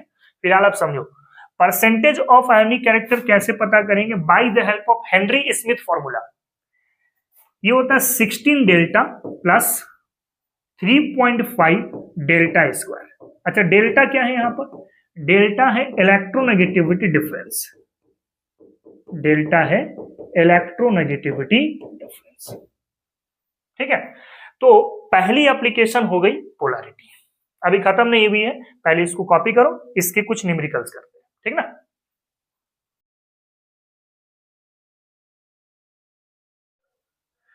चलो एक क्वेश्चन है, देख लेते हैं। Calculate the percentage of ionic character in HCl। HCl में परसेंटेज कैरेक्टर आयोनिक का पता करना है। इसमें इलेक्ट्रोनेगेटिविटी का डिफरेंस दिया गया है कितना, 0.9। अप्लाई करेंगे percentage, Henry Smith formula, 16 delta plus 3.5 delta square. करना कुछ नहीं है, डेल्टा का वैल्यू पटक दो यहां पे, तो percentage is equal to 16, delta कितना है 0.9 प्लस 3.5 इंटू 0.9 का होल स्क्वायर। सॉल्व करें, percentage is equal to 16 into 0.9 plus 3.5 into 0.81। Now इसको अगर आप सॉल्व करोगे आएगा 17.235%, 17.235%। एक चीज याद रखना, ट्रिक के तौर पे याद ये रखना है कि अगर मान लो ये डिफरेंस 2.1 के बराबर आती है, ये डिफरेंस कितनी 2.1, यहां पे डिफरेंस कितना है 0.9 ना, तो अगर 2.1 के बराबर आती है तो याद रखना परसेंटेज ऑफ आयोनिक कैरेक्टर जो होगा ये इक्वल होगा परसेंटेज ऑफ कोवलेंट कैरेक्टर से। कब, जब डेल्टा इक्वल टू 2.1 के आसपास हो, ये अप्रोक्सीमेट वैल्यू मैं बता रहा हूं। अगर मान लो डेल्टा ग्रेटर हो जाता है 2.1 से, ग्रेटर हो जाता है 2.1 से, अगर 2.1 से ग्रेटर हो गया तो परसेंटेज ऑफ आयोनिक कैरेक्टर ये 50% से ज्यादा होगा, 50% से ज्यादा होगा, और परसेंटेज ऑफ कोवलेंट कैरेक्टर ये 50% से क्या होगा, कम होगा।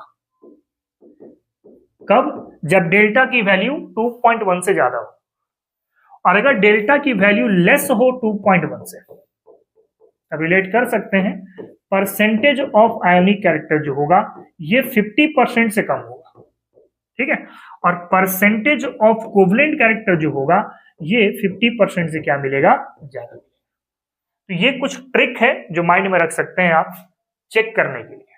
2.1 अगर इलेक्ट्रोनेगेटिविटी का डिफरेंस होता है तो लगभग आयोनिक कैरेक्टर और कोवलेंट कैरेक्टर इक्वल होंगे, लेकिन अगर 2.1 से ज्यादा मिलता है तो आयोनिक कैरेक्टर 50% से ज्यादा होगा और कोवलेंट कैरेक्टर 50% से कम होगा। और अगर 2.1 से कम होता है इलेक्ट्रोनेगेटिविटी डिफरेंस तो आयोनिक कैरेक्टर 50% से कम हो जाएगा और कोवलेंट कैरेक्टर 50% से ज्यादा हो जाएगा। अब जरा चेक करके देखना है, यहाँ पे इलेक्ट्रोनेगेटिविटी का डिफरेंस 0.9 है, कितना मिला 0.9, करेक्ट। 0.9 कहने का मतलब इस वाले पॉइंट पे लाइन कर रहा होगा, 2.1 से कम है ना 0.9, है ना, तो आयोनिक कैरेक्टर 50% से कम मिला है, देख सकते हो आया भी है 17.235 जो कि 50% से क्या है, कम है। समझ रहे, अरे क्लियर ना, फटाफट इसको जरा कॉपी करो।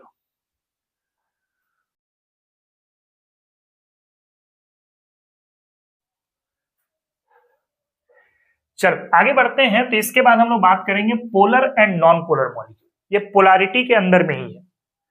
देखो पोलर मॉलिक्यूल किसको बोलते हैं, पोलर मॉलिक्यूल उसको बोलेंगे जहां पे बॉन्ड को ब्रेक करने के बाद आयंस बनते होंगे, उसको बोलते हैं पोलर मॉलिक्यूल, जहां पे चार्ज होते हैं, जैसे NaCl, सोडियम पे प्लस चार्ज है और Cl पे माइनस चार्ज है, ठीक है, तो वो पोलर मॉलिक्यूल हो गए। और नॉन पोलर किसको बोलेंगे? जिसके बीच में चार्ज नहीं होते, उसको नॉन पोलर बोलते हैं। तो पोलर कब बोलेंगे हम लोग? When electronegativity difference is 0, then molecules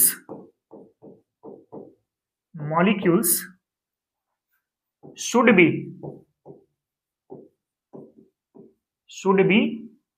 non-polar। जैसे एग्जांपल बात करें, आप हाइड्रोजन की बात करते हो, दो हाइड्रोजन के बीच में कोई चार्ज डेवलप होता है? नहीं होता है, क्योंकि यहां पे इलेक्ट्रोनेगेटिविटी डिफरेंस दोनों की बराबर है। आप देख सकते हैं, मान लेते हैं ये H है और ये H है। अगर मैं बोलूं इस हाइड्रोजन की इलेक्ट्रोनेगेटिविटी सपोज कर लेते हैं कि X है और इसका भी क्या है? X है। भाई दोनों सेम एलिमेंट है तो दोनों की इलेक्ट्रोनेगेटिविटी भी तो सेम होगी ना। तो डिफरेंस क्या मिलेगा? Difference equal to x minus x equal to 0। इसका मतलब ये क्या है? नॉन पोलर है। उसी तरीके से अगर आप Cl2 की बात करते हैं, वही चीज है, Cl और Cl देख लो। सपोज करो कि इस क्लोरीन की इलेक्ट्रोनेगेटिविटी Y है और इसकी भी इलेक्ट्रोनेगेटिविटी Y है। मैं समझने के लिए बता दे रहा हूं, क्योंकि दोनों एलिमेंट सेम है तो इलेक्ट्रॉन नेगेटिविटी की क्षमता दोनों में सेम होगी। डेल्टा इज इक्वल टू यहाँ पे y माइनस क्या होगा? y is equal to 0। इसी तरीके से आप ब्रोमीन सोच सकते हैं, इसी तरीके से आप चाहें तो फ्लोरीन सोच सकते हैं। तो ये सब आपके नॉन पोलर मॉलिक्यूल है। पोलर मॉलिक्यूल कब होगा? When electronegativity difference is not zero, that is delta कभी भी 0 के बराबर ना हो, देन मॉलिक्यूल्स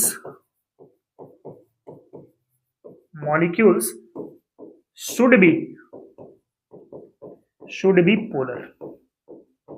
पोलैरिटी चेक करने का और भी तरीके होते हैं, डाइपोल मोमेंट वगैरह भी होता है, वो सब केमिकल बॉन्डिंग में पढ़ाऊंगा मैं, ठीक है। फिलहाल आप यहां पे समझो। जैसे एग्जांपल के लिए मैं HF की बात करता हूं, फिर मैं HCl की बात करता हूं, फिर मैं HBr की बात करता हूं, फिर मैं NaCl की बात करता हूं। तो यहां पे दोनों एलिमेंट की इलेक्ट्रोनेगेटिविटी बराबर नहीं होगी, कुछ ना कुछ डिफरेंस मिलेगा। यहाँ पे यहां मिलेगा डिफरेंस, यहां मिलेगा, यहां मिलेगा, यहां मिलेगा। मतलब ये सारे कंपाउंड जो है आपके, या ये सारे मॉलिक्यूल जो है आपके, वो पोलर होंगे, चार्ज डेवलप हो गए यहाँ पे, ठीक है। क्लियर ना? कॉपी करो।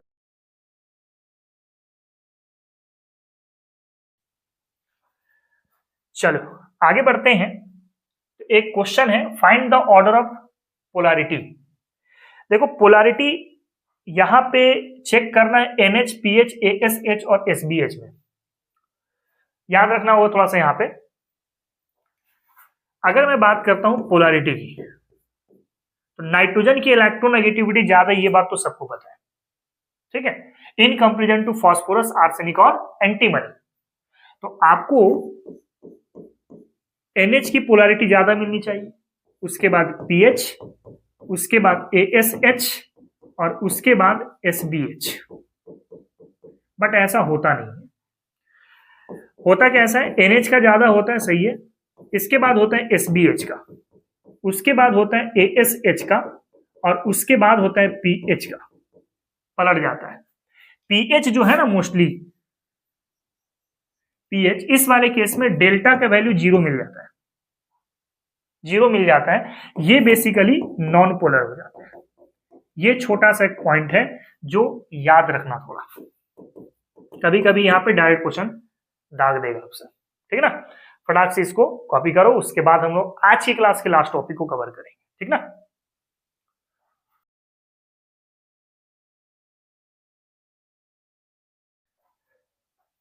चलो बच्चों आगे बढ़ते हैं। तो नेक्स्ट हम लोग कंपेयर करना है comparison of bond length and bond strength.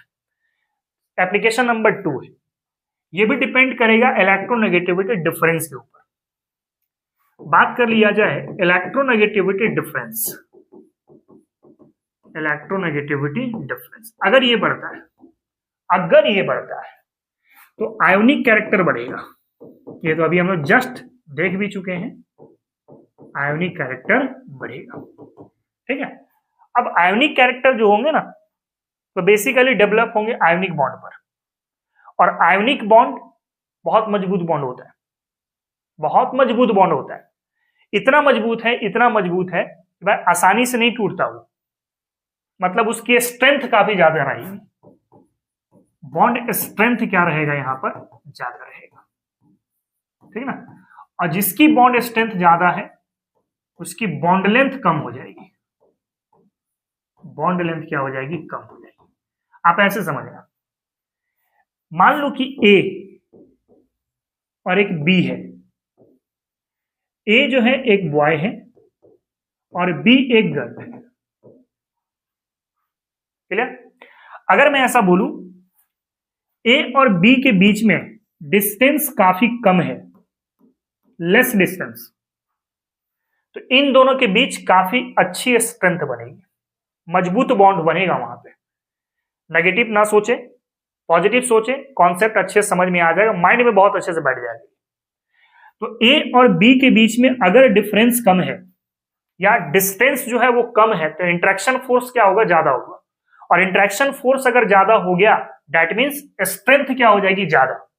लेकिन वहीं पे अगर ए और बी के डिस्टेंस को बढ़ा दिया जाए, ए और बी के डिस्टेंस को क्या कर दिया जाए, बढ़ा दिया जाए, मोर डिस्टेंस, तो डिस्टेंस जैसी बढ़ेगा तो अट्रैक्शन कम हो जाएंगे।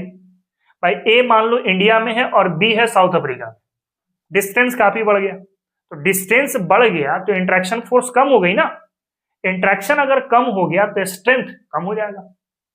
मतलब डिस्टेंस बढ़ने से स्ट्रेंथ कम हो जाता है, डिस्टेंस बढ़ने से अट्रैक्शन कम हो गया, अट्रैक्शन कम हो गया तो स्ट्रेंथ कम हो जाएगा। डिस्टेंस कम है तो अट्रैक्शन अच्छा है, अट्रैक्शन अच्छा है तो स्ट्रेंथ भी क्या मिलेगा, अच्छा मिलेगा।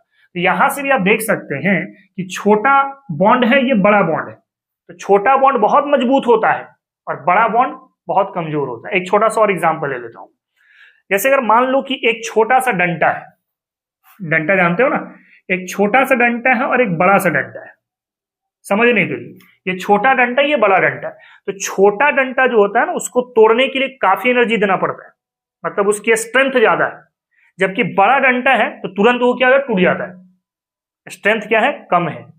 तो लेंथ बढ़ने से स्ट्रेंथ कम हो जाता है, लेंथ कम होने से स्ट्रेंथ क्या हो जाता है, बढ़ जाता है। ऐसे याद रख सकते हैं माइंड में, ठीक है ना। अब इसके माध्यम से अगर एग्जांपल में समझा दूं, सपोज दैट हमारे पास है बच्चों एक है HF, एक है HCl, ठीक है, और एक मैं ले लेता हूं यहां से HBr और एक ले लेता हूं मैं HI। इन सब की बात कर लेते हैं। अब अगर मैं इलेक्ट्रोनेगेटिविटी डिफरेंस देखूं, इलेक्ट्रोनेगेटिविटी डिफरेंस कैसे चेक करने बोला हूं, जो कॉमन है उसको छोड़ दो, जो अनकॉमन है उसको देखो। यहां पे इलेक्ट्रोनेगेटिविटी ज्यादा है तो डिफरेंस भी क्या मिलेगा, ज्यादा, मतलब HF का डिफरेंस ज्यादा मिलेगा, उसके बाद होगा HCl, उसके बाद होगा HBr और उसके बाद होगा HI। सही है, यानी अगर बॉन्ड स्ट्रेंथ बात किया जाए, BS बोले तो बॉन्ड स्ट्रेंथ, पर डिफरेंस ज्यादा है इलेक्ट्रोनेगेटिविटी का, बॉन्ड स्ट्रेंथ क्या मिलेगा, ज्यादा, और बॉन्ड स्ट्रेंथ ज्यादा मतलब बॉन्ड लेंथ क्या हो जाएगा, कम हो जाएगा। मतलब बॉन्ड स्ट्रेंथ HF का ज्यादा होगा, उसके बाद होगा HCl, उसके बाद होगा HBr और उसके बाद होगा HI।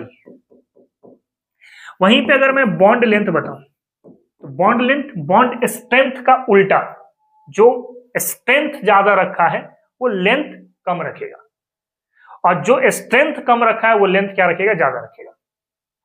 मतलब HF से ज्यादा बॉन्ड लेंथ HCl में है, इससे ज्यादा बॉन्ड लेंथ HBr में है, और उससे ज्यादा HI में कर सकते हैं। एक और एग्जांपल ले सकते हैं यहां से, एक और एग्जांपल ले सकते हो। अगर मान लो एक है HF, एक है HO और एक है आपके पास HN, इसकी बात करते हैं।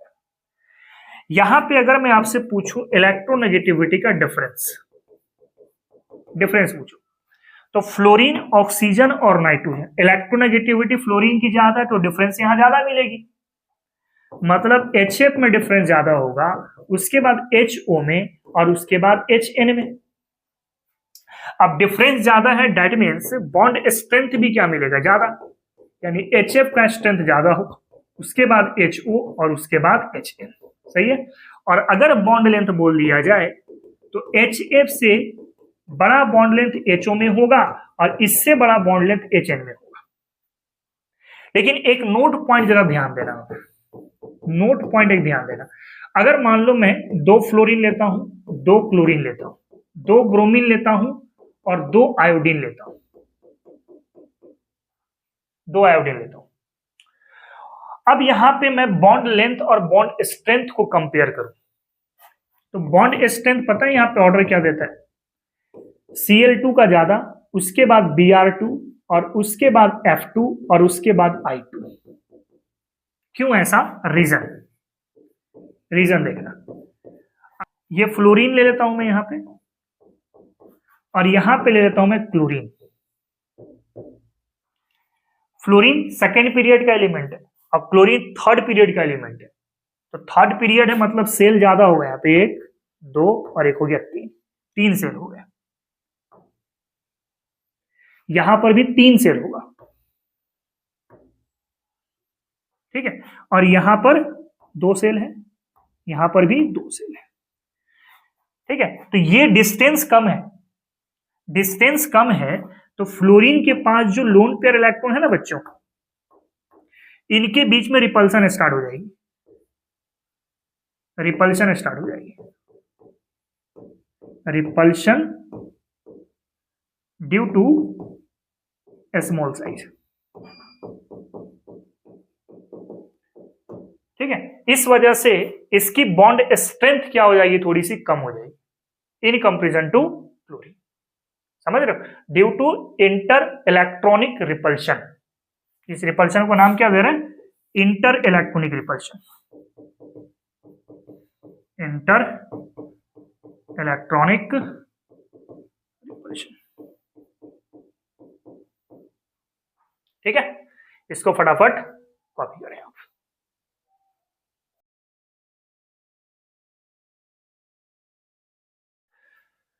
चलो बच्चों, तो आज के लेक्चर पे हम लोग बात किए इलेक्ट्रोनेगेटिविटी, उसके फैक्टर और साथ साथ 2 इंपॉर्टेंट एप्लीकेशन, एक पोलैरिटी और दूसरा बॉन्ड स्ट्रेंथ और बॉन्ड लेंथ को कंपेयर करना।